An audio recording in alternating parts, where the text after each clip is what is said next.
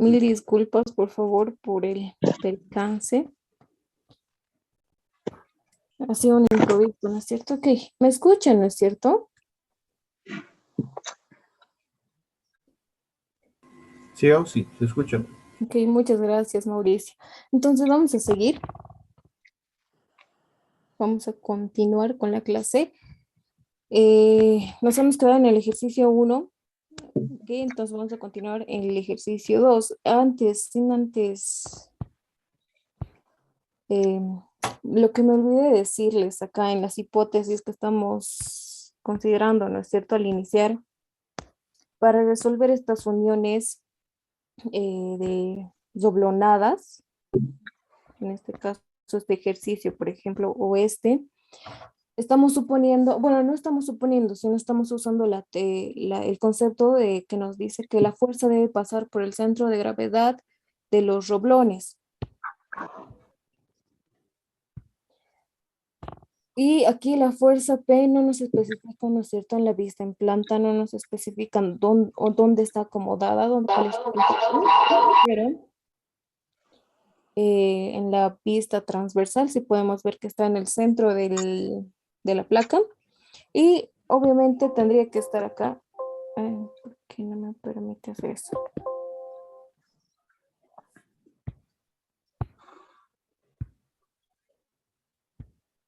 Ok, ahora sí. Aquí. Y justo la línea de acción de esta fuerza tendría que pasar por el centro de gravedad del conjunto de reblones. Y en este caso sí, pasa por el centro de gravedad, ¿no es cierto? Entonces, sí podemos resolver de la manera que estábamos resolviendo. ¿Y a qué me voy? Por ejemplo, vamos a avanzar uniones reblonadas con carga excéntrica. Cuando esta fuerza P o esta fuerza que está actuando sobre nuestra unión no pasa sobre el centro de gravedad, pero pasa a cierta Vamos a avanzar. excentricidad, ¿no? Entonces hay cierta excentricidad entre el centro de gravedad y la línea de acción de esta fuerza P. Pero esa era una aclaración que quería hacer antes de llegar a esa parte. Primero vamos a resolver el ejercicio 2 y aquí podemos ver obviamente que la fuerza P pasa por el centro de gravedad del conjunto de roblones. Listo, entonces eso vamos a hacer. Permítanme, esto lo vamos a hacer rápido.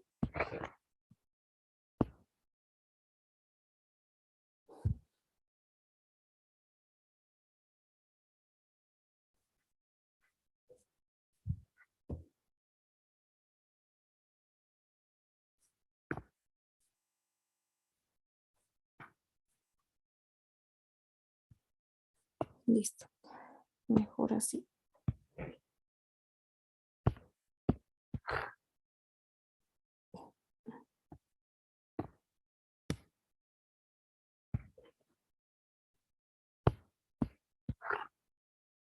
Ok, empezamos con la solución.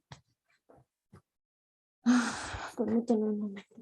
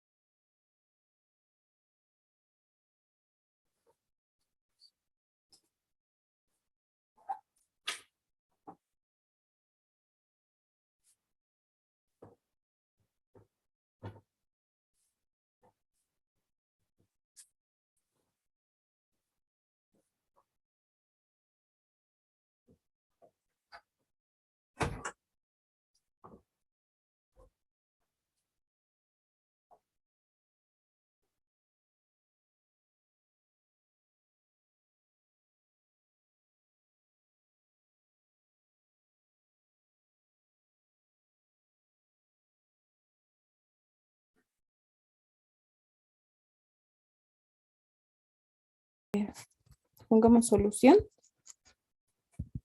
no hay problema. Lo que nos pide es determinar la carga máxima que pueda soportar la unión. Hemos visto ya tres formas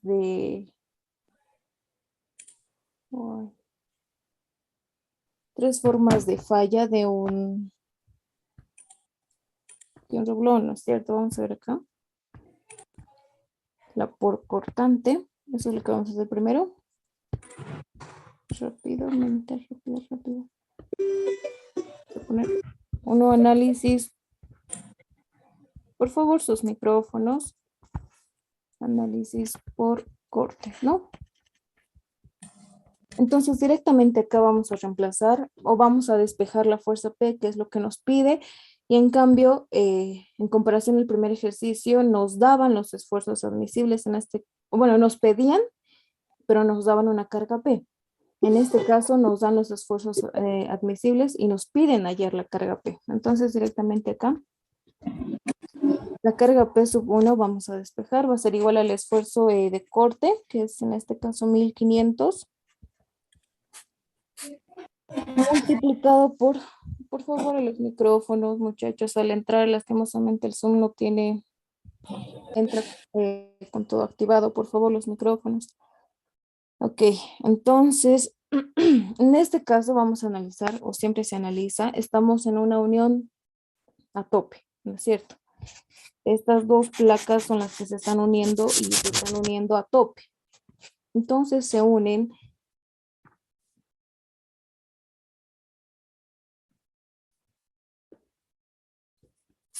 gracias a dos cubreplacas que se pone arriba y abajo, del mismo espesor, aunque gráficamente no pareciera del mismo espesor, pero son del mismo espesor y de las mismas dimensiones.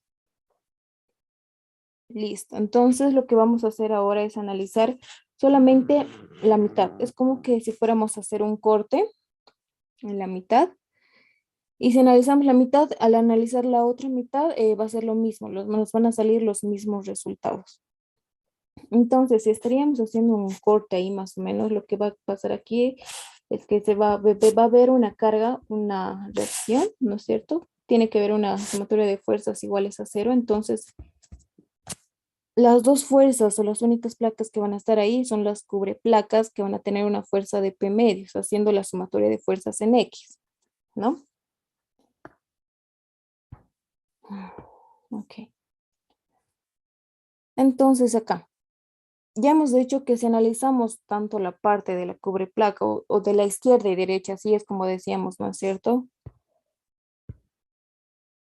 Si analizamos tanto por la izquierda por la derecha, el resultado del esfuerzo, en este caso igual de la carga P, nos tiene que salir el mismo. Entonces vamos a analizar en este caso por la placa de espesor T sub 1. Entonces hacemos eso.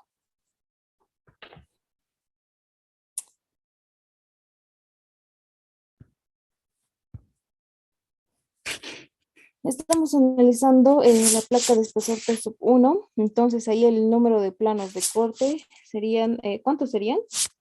Pregunta. ¿Cuántos planos de corte habría si analizamos la placa de espesor T sub 1? ¿Alguien?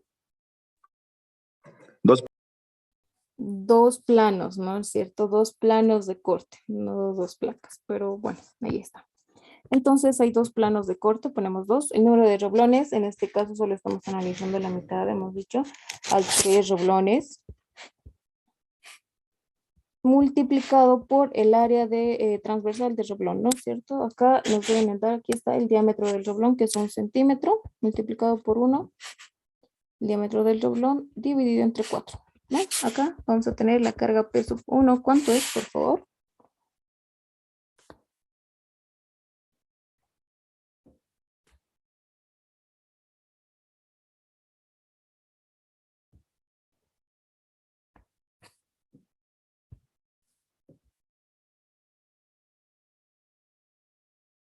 Vamos. Estamos sobre hora, muchachos. Necesito que me ayuden con los cálculos, por favor.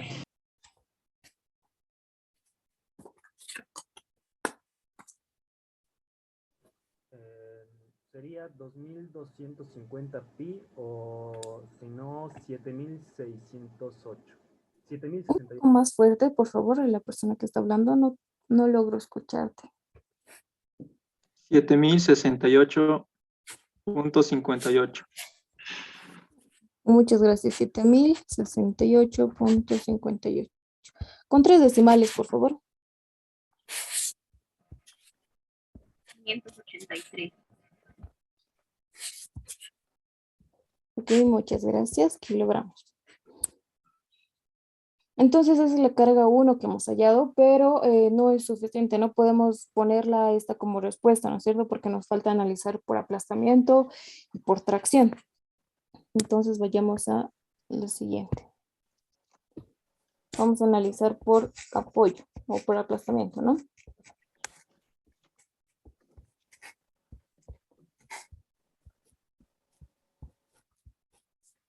Entonces traemos la fórmula.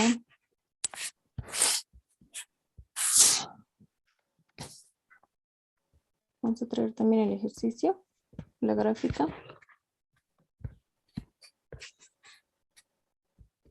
Lo que vamos a hacer ahora por apoyo, entonces tenemos que hemos visto que en la fórmula, ¿cómo se puede decir? Interactúa el espesor de las placas, ¿no es cierto? Como tenemos dos placas de diferentes espesores, entonces vamos a analizar por las dos placas.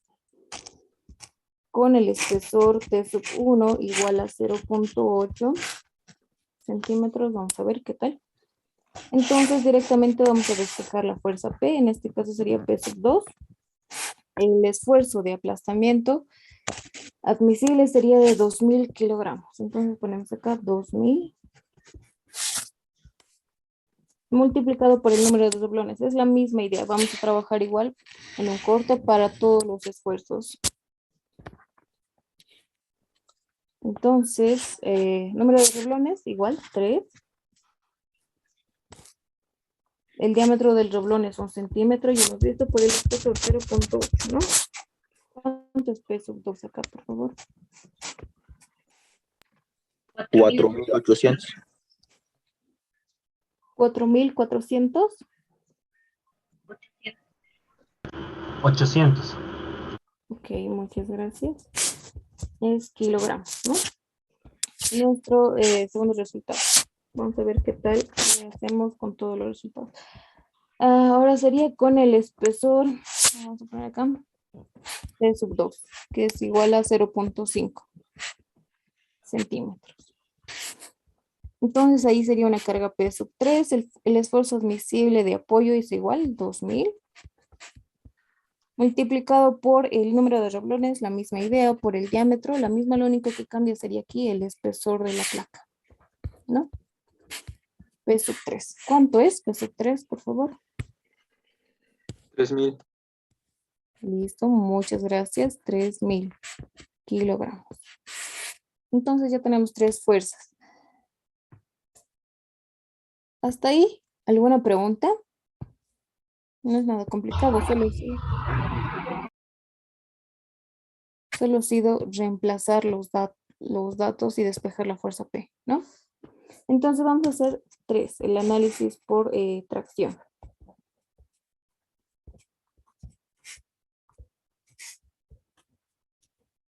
Aquí es un tanto diferente al ejercicio 1. ¿Por qué? Porque tenemos filas. Vamos a traer otra vez nuevamente la gráfica. Acá tenemos filas. Y como hemos dicho que estamos analizando solo la parte izquierda o la parte derecha da lo mismo, en este caso estamos analizando la parte izquierda, estamos haciendo un corte, ¿no es cierto? Entonces, en la parte izquierda, vamos a ponerlo así. Hay 2 filas de doblones o pasadores. Doblones, perdón, acá. Bien, ¿no? Esto sería la fila 1 y la fila 2. Y si se dan cuenta, en cada fila el número de doblones no es el mismo. ¿Ok? Y sabemos que la falla por tracción se da en una fila, ¿no es cierto? A ver, vamos a volver a las diapositivas. Hemos dicho que la falla por tracción es transversal a la placa y siempre pasa por el perno, por donde hemos hecho la unión, ¿no es cierto? Entonces, en este caso hay 2 filas y en esas 2 filas hay, en cada fila hay distinto número de doblones. Entonces, por ende, el análisis es distinto.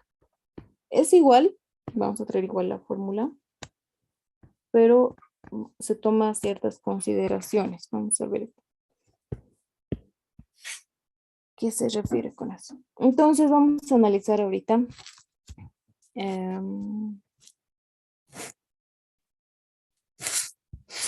la fila 1, 1, ¿ok?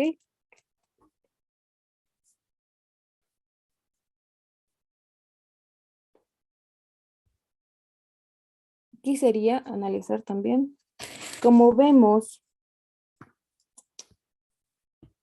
que en esta fórmula de tracción implica el espesor de la placa, entonces tenemos que analizar también por eso. Aquí en este caso vamos a empezar por eso, vamos a hacer así.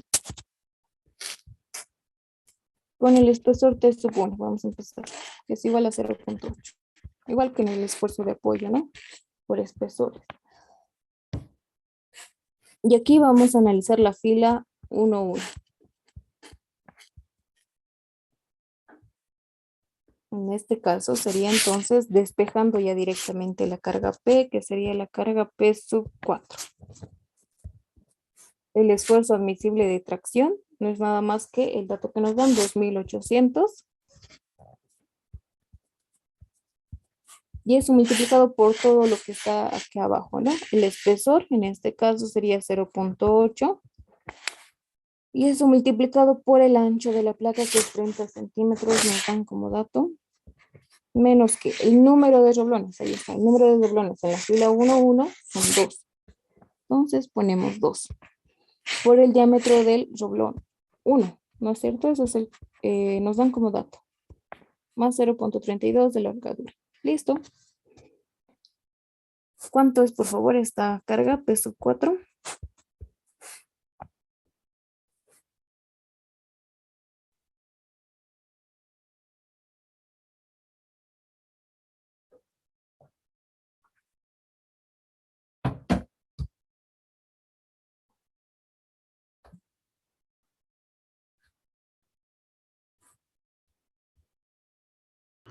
$61,286.4. 3 decimales, por favor. 00. Ok. Gracias. En 3 decimales me van a dictar, por favor. Listo. Entonces ahí tenemos la carga peso 4, ¿no es cierto? Pero en la fila 1, 1, con el espesor T sub 1. Ahora, si queremos analizar, es lo que nos toca, la fila 2, 2. Entonces aquí ya es un tanto diferente. Para analizar la fila 2, 2 por tracción en el espesor T sub 1, entonces vamos a suponer que la fila 1, 1 ya ha fallado.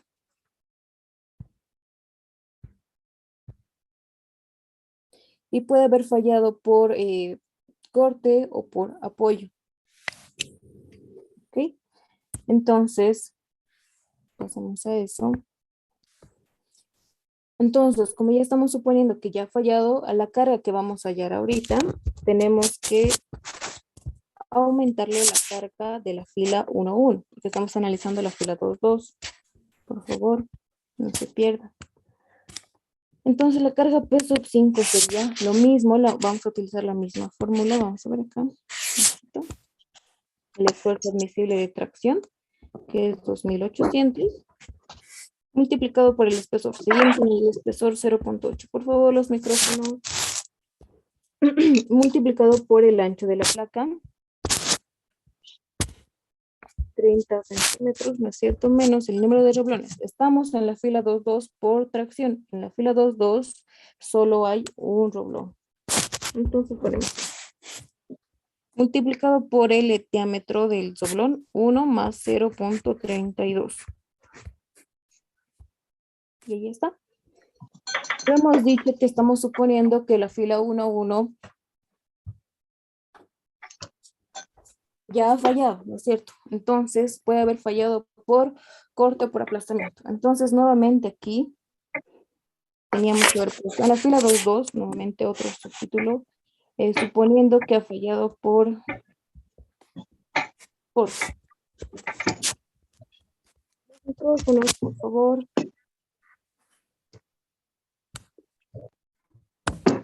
Suponiendo que la fila 1 no ha fallado por corte. Entonces a esta carga 5 se le debe incrementar la carga añadida por corte en la fila 1.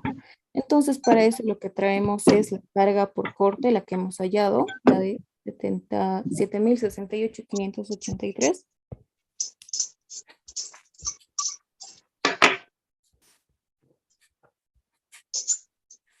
Listo. Pero en este caso, esta carga es para los 3 roblones, para la totalidad de roblones que hemos utilizado acá. Hemos puesto 3, número de roblones 3, ¿no es cierto? Por favor, los micrófonos. Listo, entonces 3 roblones. Esta carga es para la totalidad de 3 roblones, pero en la fila 1.1 solo tenemos 2. Entonces, para eso vamos a dividir entre la totalidad de los roblones, en este caso 3. Y como en la fila 1.1 solo hay 2, entonces ponemos aquí 2, ¿no es cierto? La totalidad de la carga lo dividimos entre la totalidad de número de roblones y lo multiplicamos por la cantidad de roblones que hay en la fila 1.1. ¿Cuánto es, por favor, acá? Entonces, el resultado.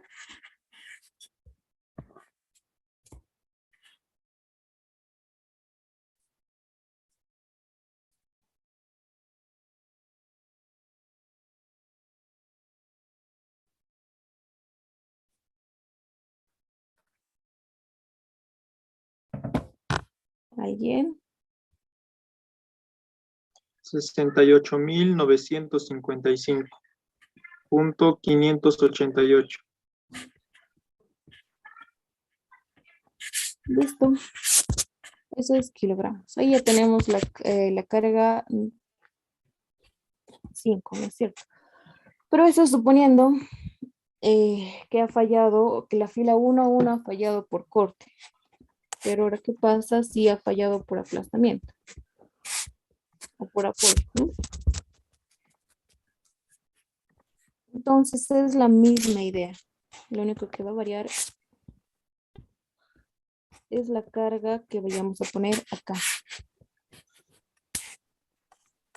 Lo mismo, se copia literal todo esto, prácticamente se copia lo mismo, 2.800 acá, multiplicado por el espesor de la placa, y esto multiplicado por el ancho de la placa menos el número de roblones en la fila 2.2, es la que estamos analizando, por tracción, ¿no es cierto? El diámetro del roblón más 0.32 de la holgadura, más aquí tenemos que añadir la carga que se va a estar dando por la fila 1.1 por apoyo.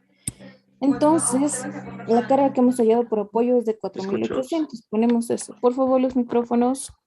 4.800 multiplicado por 2/3. Ya sabemos por qué por 2/3, ¿no? ¿Cuánto es, por favor?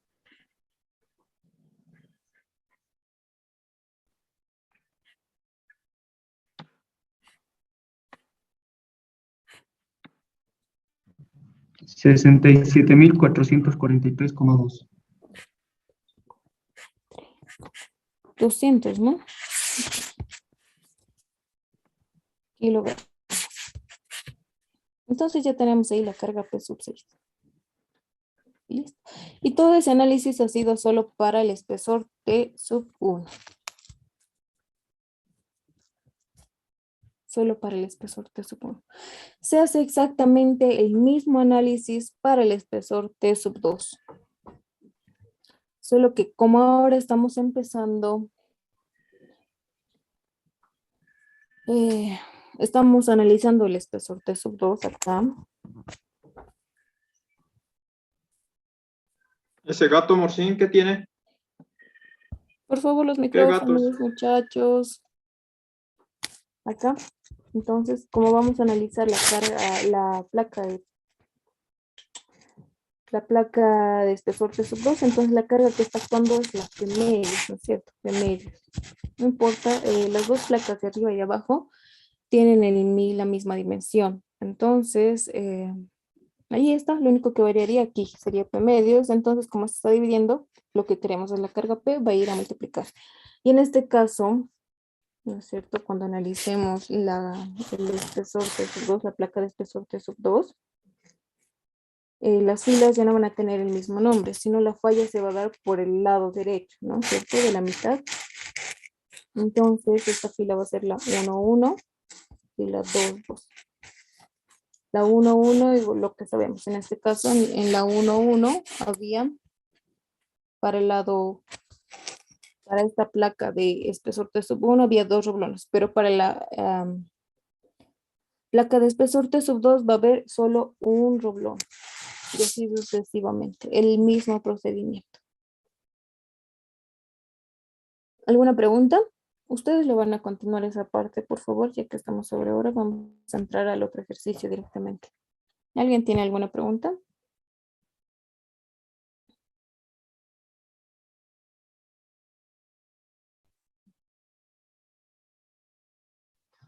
Sí, Adelante. una pregunta. Si nos pidiese analizar por la parte de la fila 2.2 y no nos especificara si ha fallado la primera parte en la sección 1.1 por algún tipo, ¿con cuál lo hacemos? No es que el ejercicio nos diga, si te has fijado, el único enunciado del ejercicio es determinar la carga P máxima que pueda soportar la unión. Nosotros estamos analizando y estamos poniendo esa lógica para hallar las cargas, ¿no es cierto? Una vez que hallemos todas las cargas, en este caso, P sub 1, P sub 2, ahí supongo que les va a salir, hemos llegado hasta la carga P sub 6, más otras 3, supongo que van a tener como 9 cargas. Entonces, entre esas van a elegir la menor, entre todas las cargas P que hemos hallado, van a elegir la menor y esa es la carga máxima que pueda soportar la unión. Ok, o sea, es un análisis más que tenemos que hacer, no es que el ejercicio nos especifica. Ya, gracias, Ausi. Listo.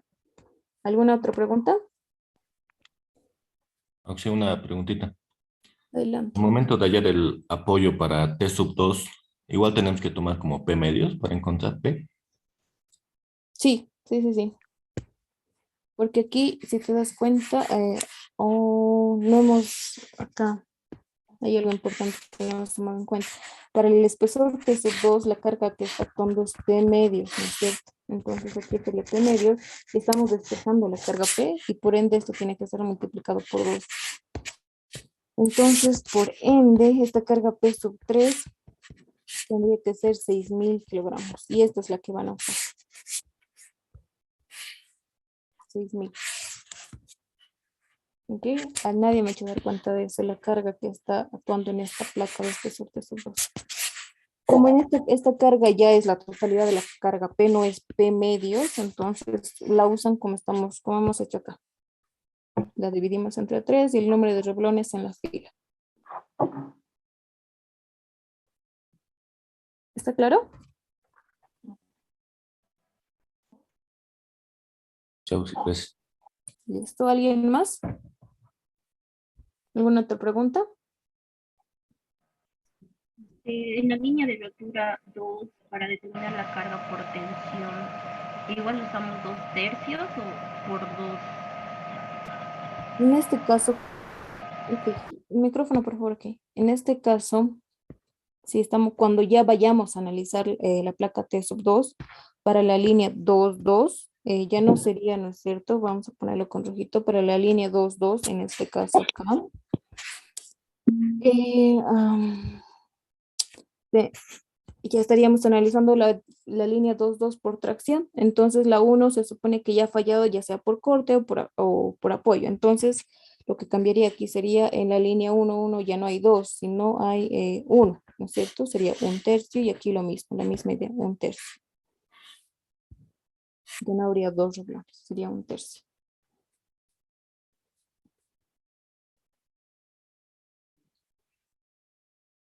¿Alguna otra pregunta? ¿O está claro?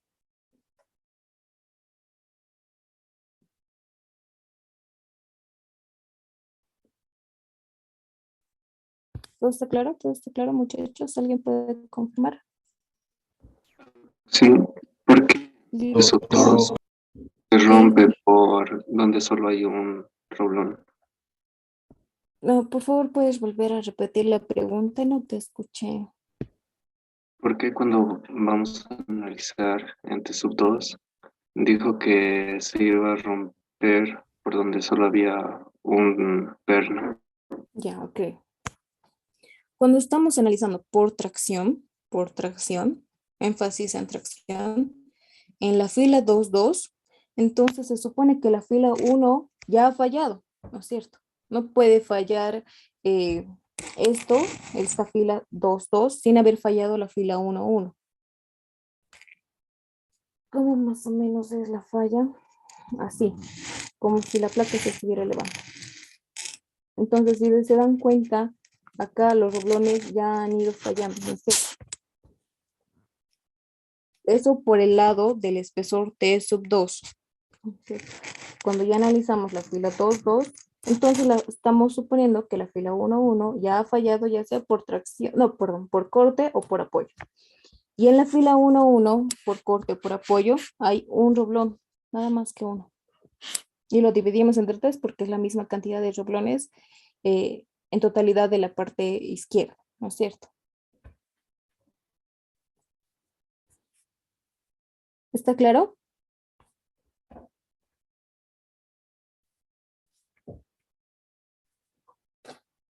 Sí, Ok, listo. ¿Hay más preguntas, muchachos, para pasar al siguiente ejercicio? No, no. Entonces vamos a pasar al siguiente ejercicio. Ujú.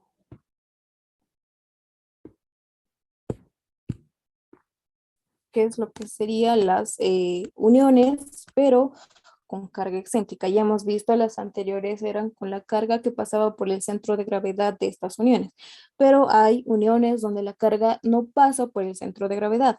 Entonces ahí ya el procedimiento es completamente distinto, muy distinto. Y en este caso solo se analizaría por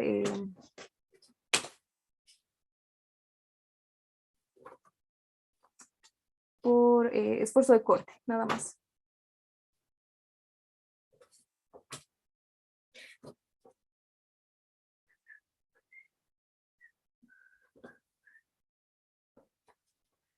Para analizar dos uniones o una unión, mejor, perdón, dos placas unidas, ¿no es cierto? Con carga excéntrica hay dos métodos. Tal vez el ingeniero ya han avanzado con ustedes. Vi que al momento de enviar los enlaces pone el tema, ¿no es cierto? Vi que estaban avanzando ya con carga excéntrica. Y el anterior semestre, vamos a poner el ejercicio nomás ya. El anterior semestre, a su primer parcial, entró una unión con carga excéntrica. Una unión roblonada, ¿no es cierto? Así como la que estamos viendo ahora, con carga excéntrica. Entonces el ingeniero lo que hace es avanzar. En realidad hay dos métodos y él avanza el método más complicado, más difícil, no complicado, pero sino más largo, más trabajoso.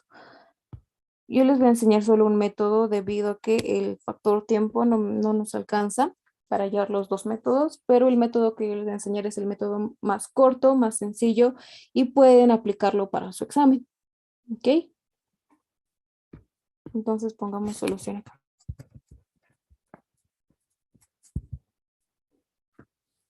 Cuando hablamos de uniones roblonadas con carga excéntrica, no solo debemos considerar la fuerza P.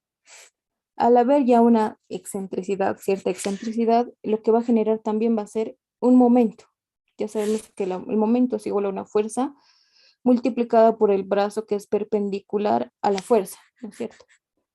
Entonces ya no solo hay una fuerza, sino también hay un momento.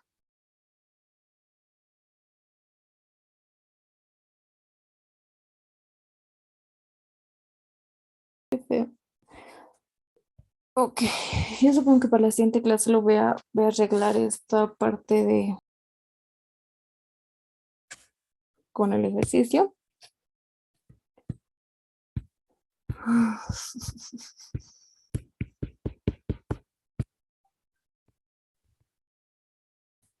Vamos a tener lo siguiente.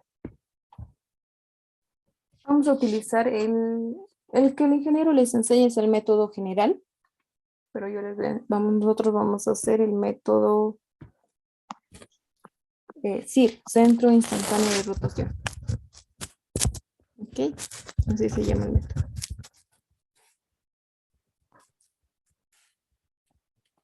Centro, vamos a conocer, no me gusta el rojo, instantáneo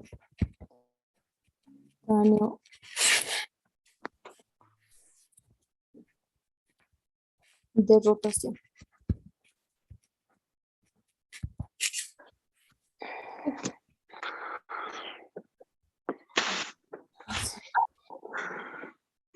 ¿Pueden escucharme?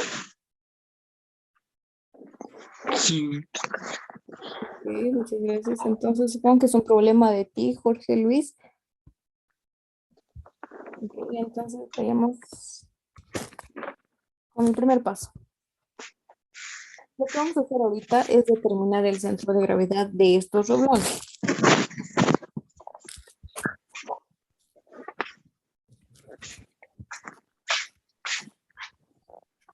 Todos los micrófonos. Antes en las uniones de placas, bueno, estas igual son uniones de placas que las del ejercicio 1 y 2.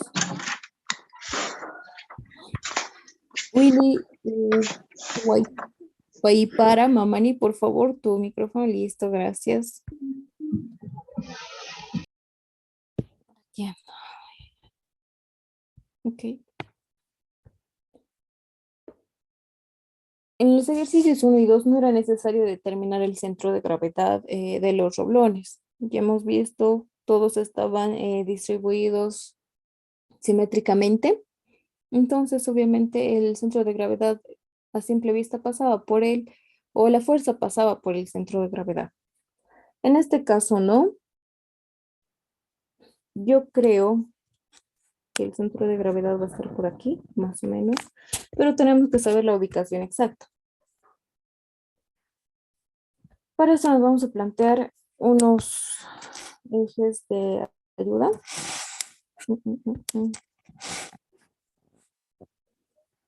Bueno, estos ejes se supone que están en los bordes de la placa.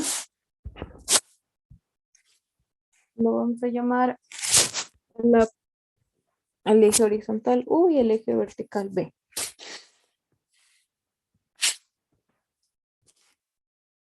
Primero, el centro de gravedad en dirección al eje U. No va a ser nada más que la sumatoria de las distancias U dividido entre el número de roblones. Fácil, tenemos aquí en este caso 11 roblones y tenemos que sumar las distancias en U de cada roblón. Entonces, para eso vamos a hacer lo siguiente acá. Del roblón 1, la distancia A y A vale igual a 4 centímetros y todo eso, ¿no? Excepto B que es 30 centímetros. Ok, entonces para el roblón 1 o en esta fila para que se nos haga más fácil, hay dos roblones, entonces lo multiplicamos por 2 porque las distancias para estos dos roblones en el eje U es la misma, ¿no? 4.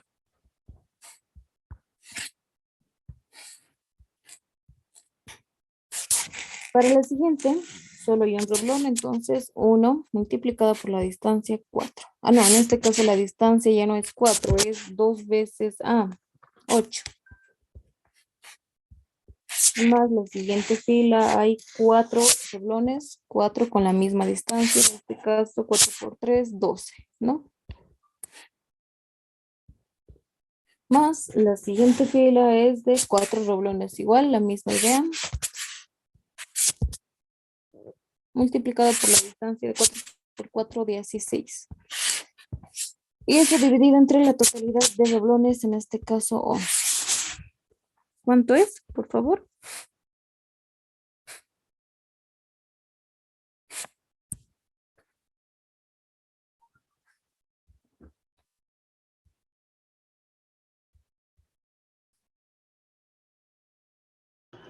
11,636. Ok, muchas gracias. Centímetros. Y si nos damos cuenta, aquí es 4, aquí es 8 y aquí es 12, ¿no? ¿Está bien? Más o menos tiene lógica. Entonces, correcto. Y a simple vista nos podemos dar cuenta cuánto es el valor de B en este caso. Este puntito rojo tiene dos coordenadas en U y en B, ¿no es cierto? En B es fácil darse cuenta porque la cantidad de roblones arriba y abajo es lo mismo, entonces va a salir directamente 3 veces A, 12. Y ustedes lo pueden comprobar ya fuera de línea, que sí sale 12, con la misma fórmula, ¿no? Distancias, en este caso van a ser las distancias verticales. A la fila 2, a la fila 3 y así sucesivamente. Entonces, una vez que ya hemos determinado el centro de gravedad de todos los roblones del conjunto, vamos a pasar a determinar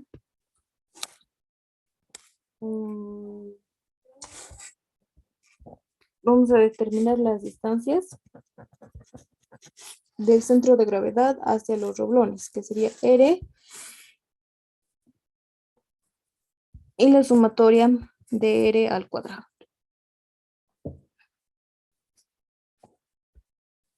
Entonces, lo que vamos a hacer acá, tenemos, ¿no es cierto? Acá, en coordenadas del centro de gravedad, lo voy a poner así, centro de gravedad, en coordenadas de los ejes que nos hemos puesto, planteado al principio, la coordenada U, en este caso es 11,636 y la coordenada en B que es 12. Y podemos hallar las otras coordenadas, las coordenadas de los otros roblones, ¿no es cierto? Entonces, como sabemos que la distancia entre dos puntos puede hallarse por esta fórmula, cuando hablamos, cuando estos dos puntos tienen su determinada posición en cierto eje, es igual a esa distancia. R, lo vamos a llamar así. No es nada más que la raíz de sus catetos, ¿no es cierto? En este caso, ¿cómo podemos poner? Sí. U del doblón que estemos analizando menos U del centro de gravedad al cuadrado más B del doblón que estemos analizando menos B del centro de gravedad, ¿no? Y eso en raíz cuadrada. Ahí está la distancia entre punto y punto. Es la fórmula que conocemos. De todas maneras necesitamos hallar la sumatoria de R al cuadrado. Entonces directamente, ¿para qué llevamos a hallar esta distancia R? Si lo podemos elevar al cuadrado todo y directamente la raíz se va y directamente hallar todo esto. Y después una vez determinada esa distancia para todos los roblones, vamos a hallar esto. Entonces rápidamente vamos a calcular, creo que es más fácil para que ustedes me dicten, las distancias o las coordenadas de cada roblón. En U y en B. Una vez teniendo eso, vamos a determinar R al cuadrado. Y ya, por ahora, ¿no? Roblón. El roblón 1, vamos a traer otra nuevamente el grafiquito para no ir atrás.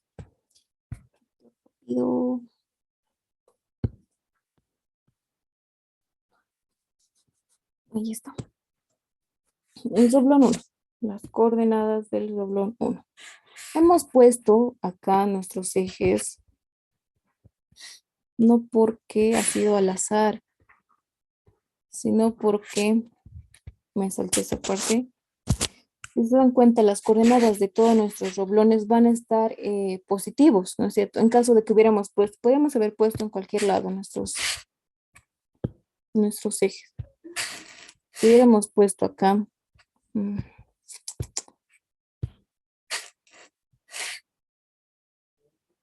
ya, por el 6, que pase por el 6, por favor.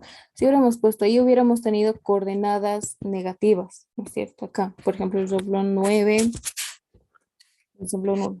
Y el caso mejor, el mejor caso para poner nuestros ejes es pues en la esquina inferior hacia la derecha, ¿no es cierto? Hacia la izquierda, perdón. Del doblón 1 necesitamos sus coordenadas en U y en B, ¿no? Entonces, el doblón 1 en U no es nada más que 4, hemos dicho A vale 4, con A igual a 4. Entonces, en U va a ser igual a 4, ¿no? En B va a ser igual a 1, 2, 3, 4, 5. 5 veces 4, 20, ¿no? 5. Para el doblón 2. La distancia vertical o horizontal, perdón, horizontal para el doblón 2 es 3 veces 4, 12, ¿no? Y la misma distancia vertical, 20. Para el doblón 3, 4 por 4, 16 en lo horizontal y en lo vertical, 20. Para el doblón 4. La distancia horizontal es igual que la distancia del doblón 2, 12. Y la distancia vertical va a ser igual a 4 por 4, 16. 1, 2, 3, 4 por 4, 16. ¿No? Para el doblón 5, la distancia horizontal 4 por 4, 16, pero la distancia vertical es igual a la anterior, 16. Para el doblón 6. Horizontalmente tenemos 4 más 4, 8 y verticalmente 12. Y así sucesivamente para 9, 10 y 11. 7, 4 por 3, 12. Y 4 por 2, 8, ¿no? Para el 8, 4 por 4, 16. Y la misma distancia vertical que el doblón 7. Para el doblón 9. 4, 4. En ambas direcciones, ¿no?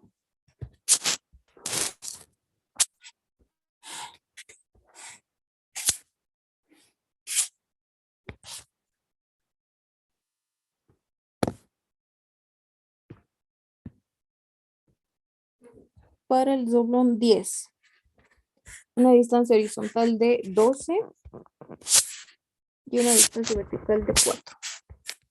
Y por último, para el doblón 2, 11, 4 por 4, 16 y 4. Listo, y ahí acabó todo. Las coordenadas de todos los doblones. Ahora, como sabemos que el centro de gravedad tiene unas coordenadas de...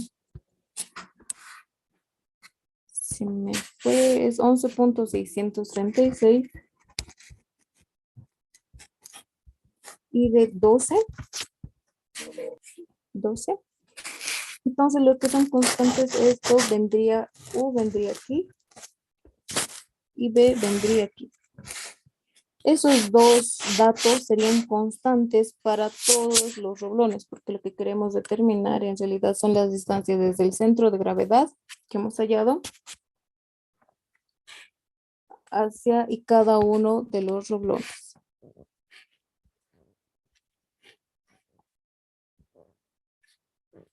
Algo así.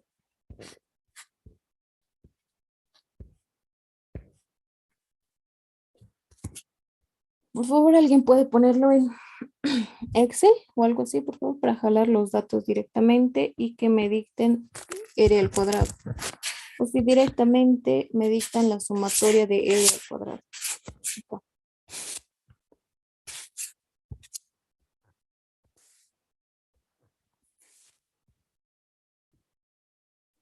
Una vez que hallemos R o las distancias, pero elevado al cuadrado de cada uno de los doblones, esa columna lo sumamos y vamos a tener la sumatoria de R al cuadrado.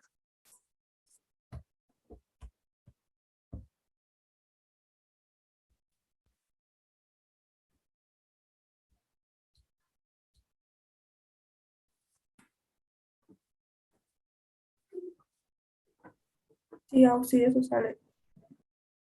Listo, muchas gracias. Entonces, ya una vez que hemos determinado eso, ¿no es cierto? No es nada complicado. Vamos a pasar a determinar la excentricidad de la carga P. Vamos a fijado, ¿no? En el ejercicio directamente entrado de la carga P hacia el centro de gravedad. Y esta excentricidad tiene que ser perpendicular a la carga P o a la línea de acción de la carga P, ¿no? Listo, entonces, una vez determinado eso, ok, a ver.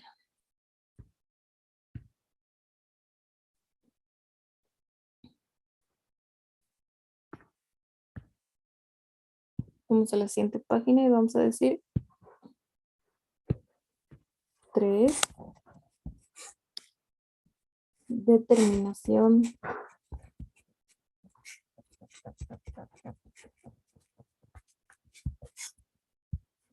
de E, que es la excentricidad, ¿ok? Listo. Vamos a traer otra vez la grafiquita para ver qué es lo que tenemos que hacer.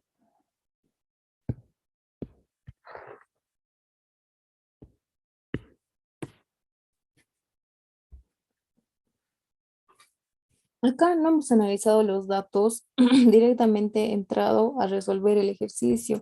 Y lo que nos pedía el ejercicio es determinar la carga máxima P que pueda soportar la unión, ¿ok?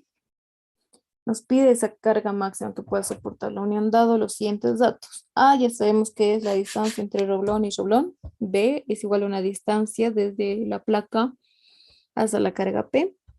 T es el esfuerzo de corte admisible.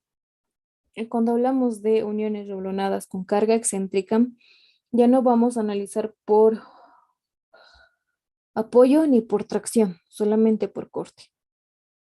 H y B son las pendientes de la carga P. ¿Ok? Listo, una vez hecho eso,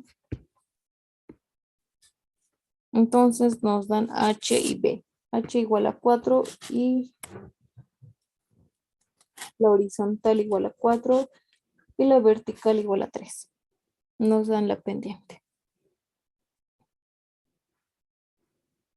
Lo que vamos a hacer ahora es determinar esta distancia, ¿no?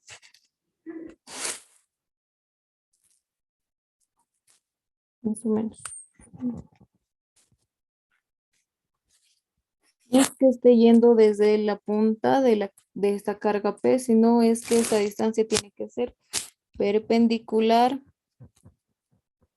a la fuerza P. Entonces lo que vamos a hacer ahora, primero, para determinar esa distancia perpendicular, tenemos que usar un poco de, ¿qué se dice? Geometría para resolver este problema. La carga B va a simular a una línea, ¿no es cierto? Es una línea. Una recta, mejor dicho, perdón, una recta. Y una recta tiene una ecuación. Lo que tenemos que hacer ahorita es determinar, tenemos un punto y una recta. Y la ecuación para determinar una distancia perpendicular entre el punto y una recta es esta, es la siguiente. Aquí está. Esta distancia, hemos dicho, es una distancia, no puede salir en negativo, por eso es que está entre valor absoluto. Es igual a X más B, Y más C.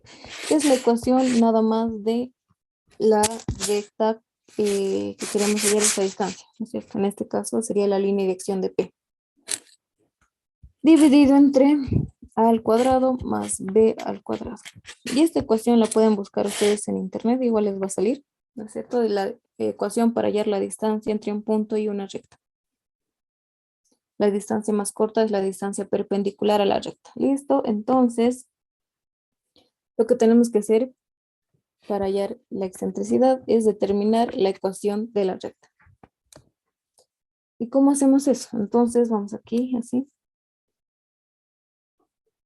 Los datos que conocemos de esta recta son el punto donde se está aplicando, en esta esquina, un punto no, un punto por el cual esta recta P está pasando, ¿no es cierto? Y también tenemos la pendiente. Entonces, listo. Como ya tenemos la pendiente y un punto por el cual está pasando esta recta, podemos aplicar esta fórmula.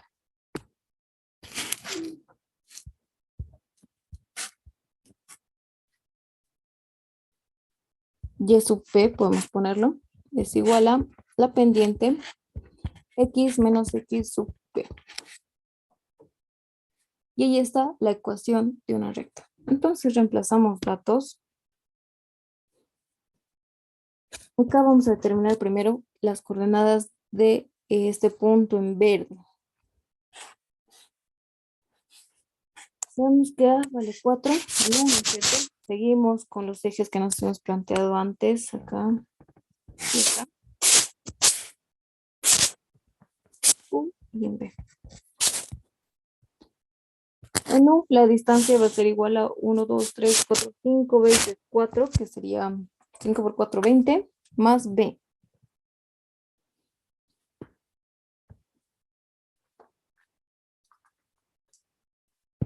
Y B tiene un valor de 30, ¿no? Entonces, 30 más 20 es 50. Ahí está. Lo vamos a poner más arribita de tocar con la forma.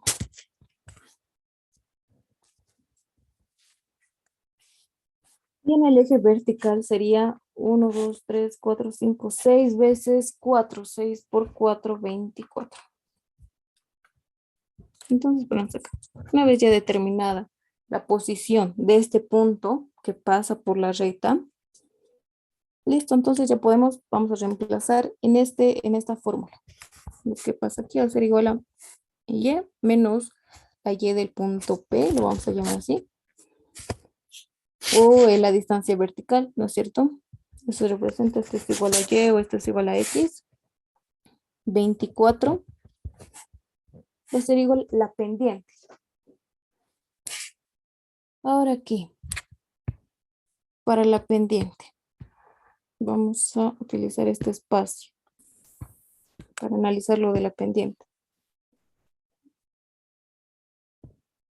Cuando tenemos una recta que es diagonal en ese sentido, la pendiente va a ser negativa, o sea, menor a 0. Si tenemos una recta que está actuando diagonal, pero en ese sentido, la pendiente va a ser mayor a 0. En cambio, si tenemos una recta así u otra recta así, la pendiente es definida, ¿no? Aquí también.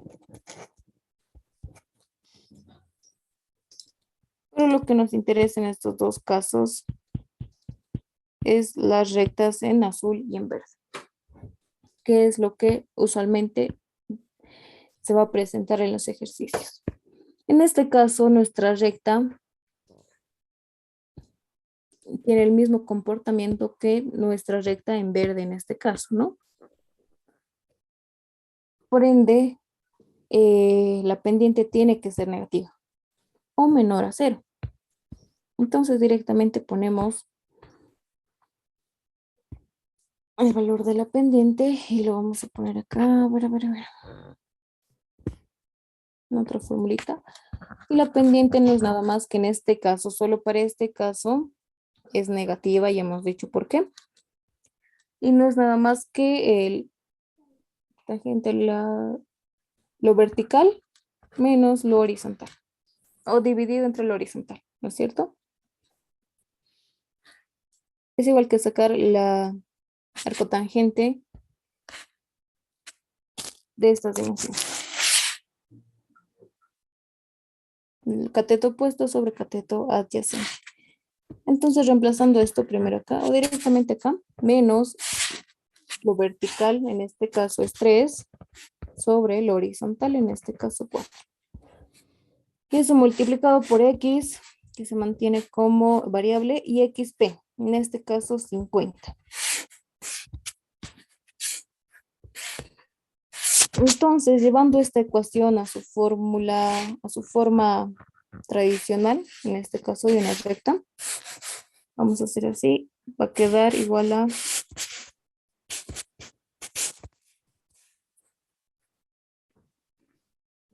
primero x, ¿no es cierto? Primero x. Menos 4/3 es, ¿cuánto es eso? En números decimales. 0,75, ¿no? Como es negativo, va a pasar a sumar 0,75 de x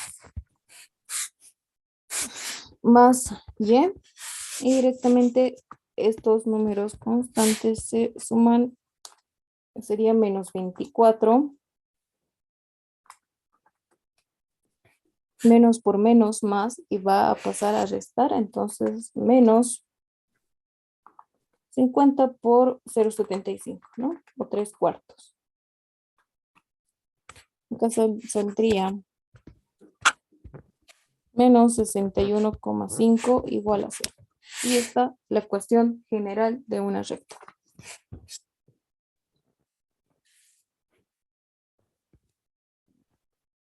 Una vez teniendo eso, entonces todo este procedimiento hemos hecho para que para hallar el 0,75 y para hallar la constante delante de la letra I.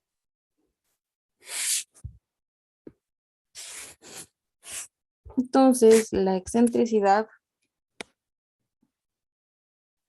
no es nada más que en valor absoluto A, en este caso es 0,75 multiplicado por X, pero en este caso estos X y Y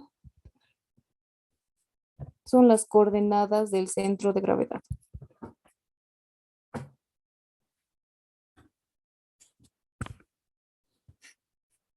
Aquí vamos a poner esto así, en paréntesis mejor, por X.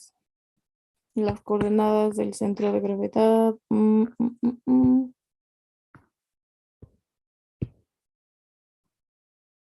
En X era, o en U, ¿no es cierto? 11,636.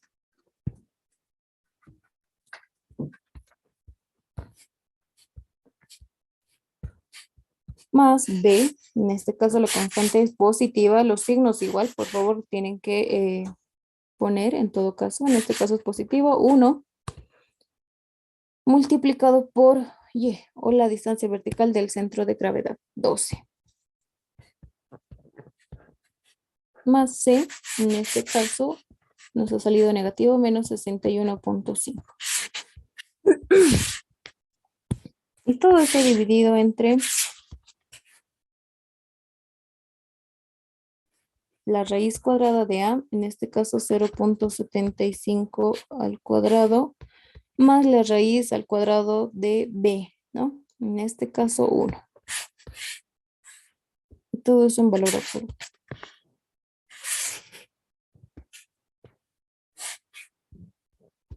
De aquí sacamos que A es igual a 0,75,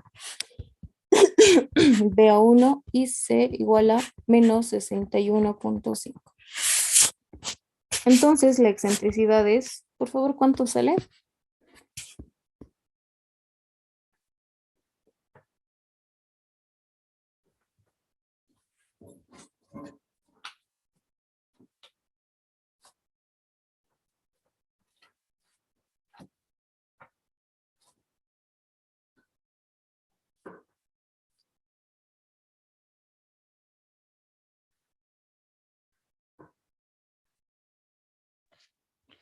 $32,618.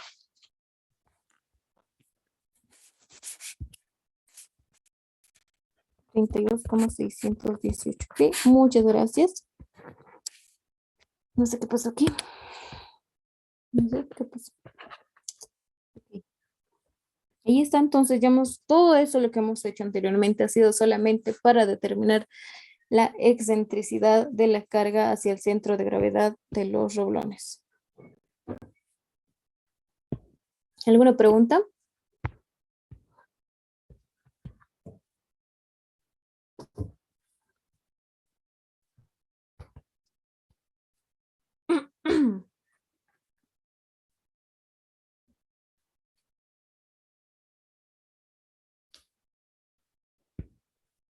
Todo claro, Rose.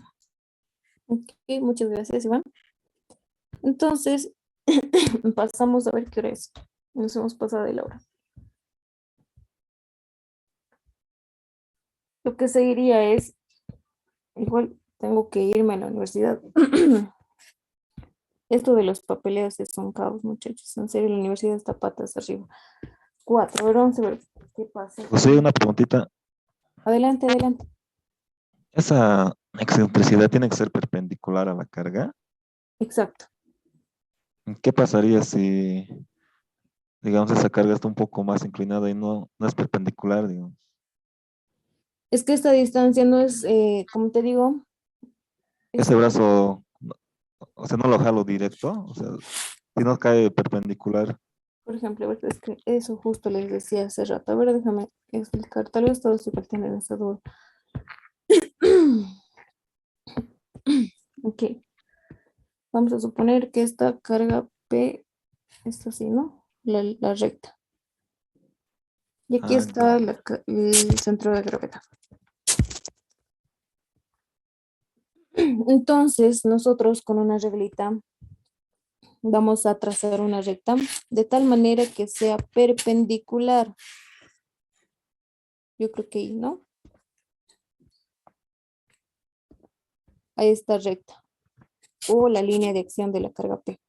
¿Qué es la línea de acción de la carga P? Tiene que ser perpendicular. Y ahora, como les he dicho, no siempre ha chocado justo en esta punta. Y tampoco estamos utilizando eso. Lo que hemos utilizado, sí, para esa punta es para determinar la ecuación de esta recta roja. ¿Nos ha salido cuánto? 50-24, ¿no? 50-24. Para determinar la ecuación de esta recta hemos necesitado de un punto, que es este, y de la pendiente. Necesitamos de la pendiente y de un punto para determinar la ecuación de la recta. Para eso nada más hemos usado este punto en verde. Nada más. Ahora esta excentricidad, como se me ha dado cuenta ahorita en la gráfica, no siempre va a pasar por ese punto. Pero la cosa es que esta excentricidad y esta fórmula que he usado es para la distancia entre un punto y una recta. La distancia más corta entre un punto y una recta. Y esa distancia es perpendicular. Y esa distancia es corta cuando esta recta que va a pasar o esta distancia es perpendicular a la línea de acción de la carga P.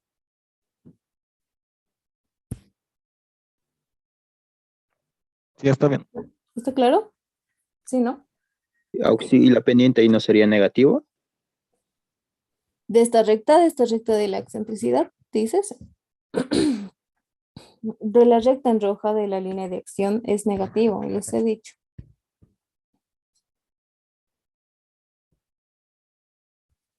Hemos dicho aquí. Cuando la recta se posiciona diagonalmente en esta forma de la verde, la pendiente va a ser negativa. Y si la recta se posiciona de esta forma diagonal en esta forma, va a ser positiva. En este caso, nuestra recta está como en el ejemplo de la recta en verde, ¿no es cierto? Con la pendiente negativa. Y por eso directamente aquí yo ya he puesto la fórmula negativo. Pero si nuestra recta o línea de acción de la carga P hubiera estado en otra dirección, entonces ustedes lo ponen positivo, pues, ¿no? Positivo. B sobre A. Este signo va a cambiar, depende al ejercicio. No es una fórmula. Lo borraré mejor. No es una fórmula, ¿ok? ¿Alguna otra pregunta? Vamos a terminar acá, yo creo.